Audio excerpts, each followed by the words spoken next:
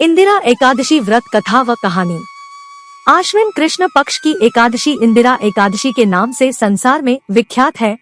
श्राद्ध पक्ष में आने के कारण इसका महत्व बढ़ जाता है। इस व्रत को करने से घोर पापों का नाश होता है।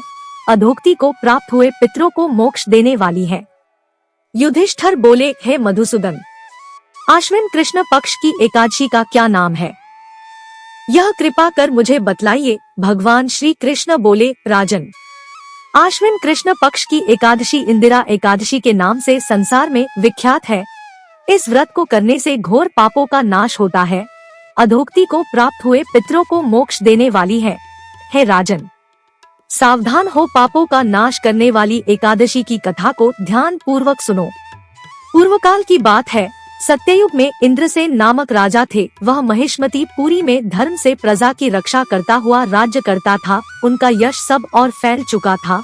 भगवान विष्णु का परम भक्त था। वे भगवान विष्णु के मोक्षदायक नामों का जप करते हुए सुख पूर्वक प्रजा पालन में अपना समय व्यतीत कर रहे थे। एक दिन राजा राज्यसभा में सुखपूर्वक बैठे हुए थे। इतने में ही वहां नारद जी पधारे। उन्हें आया देख राजा ने खड़े होकर नमस्कार कर विधि पूर्वक पूजन कर आसन पर बैठाया। इसके बाद वे इस प्रकार बोले, मुनि श्रेष्ठ, आपकी कृपा से सब कुशल है। आज आपके दर्शन से मेरी संपूर्ण यज्ञ क्रियाएं सफल हो गई। कृपया आपके आगमन का उद्देश्य मुझे बतलाएं।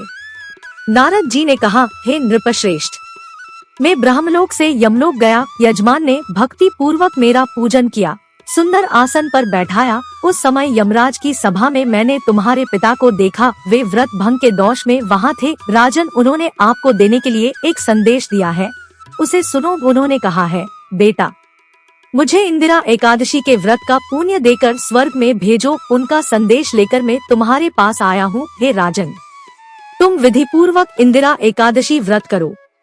राजा ने पूछा, हे मुनिश्रेष्ठ, इंदिरा एकादशी व्रत की क्या विधि है?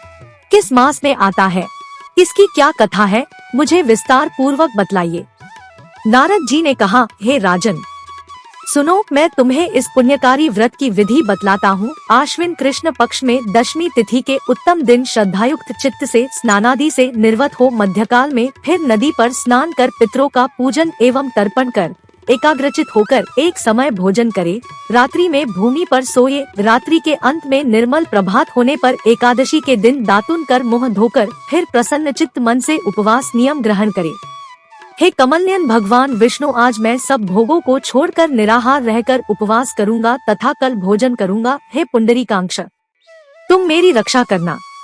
इस प्रकार नियम ग्रहण करके मध्याह्न के समय शालिग्राम भगवान की मूर्ति के सामने विधि पूर्वक श्राद्ध करके ब्राह्मणों का पूजन करके भोजन करवाकर दक्षिणा देवे। पितरों का श्राद्ध करने के बाद जो अन्न बचा है उसको सूंघ कर गौ को खिलाए। भगवान का गंध पुष्प से पूजन कर रात्रि जागरण करे। द्वादशी के दिन श्री हरि का पुण्य पूजन कर ब्राह्मणों को भोजन करवाकर भाई बंधु नाती पौते और परिवार सहित आप स्वयं मौन रह भोजन करे।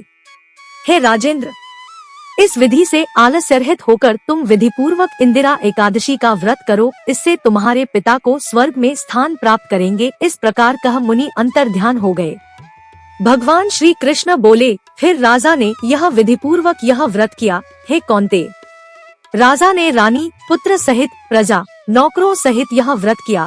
इस व्रत के पुण्यकारी प्रभाव से फूलों की वर्षा हुई। राजा के पिता गरुड़ पर सवार स्वर्ग को चले गए। इंद्रसेन राजा भी निष्कंटक राज करके गद्दी पर पुत्र को राज्य सौंप स्वर्ग को चले गए। यह इंदिरा एकादशी के व्रत का महात्म्य मैंने तुमसे कहा। इस महात्म्य को सुनने से मनुष्य सब पापों से छूट जाता है। इस लोक में सुख भोग कर अंत में श्री हरि के चरणों में स्थान प्राप्त होता है। दोस्तों, कमेंट करके बताएं कि आपको हमारी यह प्रस्तुति कैसी लगी। पसंद आई तो इसे लाइक और शेयर करें तथा चैनल को सब्सक्राइब करके मेरा मनोबल बढ़ाएं। नमस्कार।